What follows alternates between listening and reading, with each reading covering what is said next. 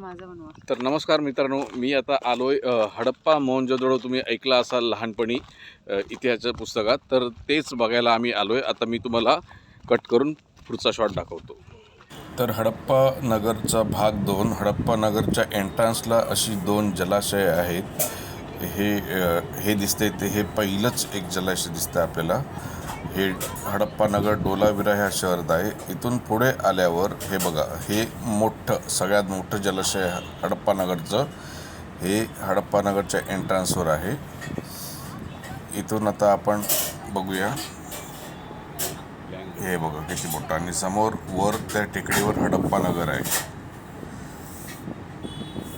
गुजरातमधल्या कच्छ या भागात डोलाविरा हे गाव आहे, आणि तिथूनच हे हडप्पा नगर जवळच आहे. आणि हा बघा, हा हडप्पा नगरचा रस्ता, आणि ही उंच भिंत आहे बघा. आणि ह्या भिंतीच्या टेकडीवर सर्व लोकांची घरे वसलेली आहेत. इथून बघा आता पुढे. तर बघा मित्रांनो, ही भिंत कशी आहे, ती बांधकाम बघा त्यांचं. हे इथलेच दगड वापरून त्या काळी बांधलेलं बांधकाम आहे. अजूनही मजबूत आहे. मातीचा वापर केलेला दिसतो याच्यात. माती आणि चुनखडी असावी बहुतेक. आणि हे दगड आहेत हडप्पा संस्कृतीचे बघा. ते दगडांना सगळं प्रॉपर शेप नाही दिलाय, पण ते जे रचून ठेवले ते व्यवस्थित शेपमध्ये रचून ठेवलेत बघा. आणि अशी भिंत आहे. तर तुमच्या आठवणीसाठी मी एक छोटासा दगड घेऊन येईन हडप्पा संस्कृतीला. इथे त्यांचं हे धान्य साठवायची ही जागा आहे. इथे लिहिलंय धान्यगार म्हणून. ह्या सगळ्या खोल्यांमध्ये ते धान्य साठवायचे बघा. मी तुम्हाला पॅन करून दाखवतोय.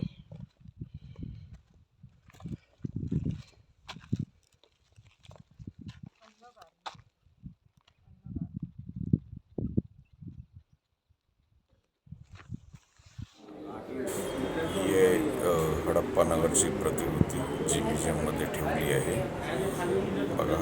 कसं आहे शहर ते. आणि या आहेत दागिने वस्तूंचे उत्खननात सापडले आहेत. ही बघा भांडी त्यावेळची तुटलेली आहेत, पण अजूनही सुस्थितीत आहेत. तर ही आहेत वर हडप्पा नगरमधली घरं सगळी टेकडीवरची. इथे अजूनही मातीच्या लहान लहान भांड्यांचे तुकडे सापडतात. आता आपण भेटू कच्छ टूरच्या पुढच्या भागात.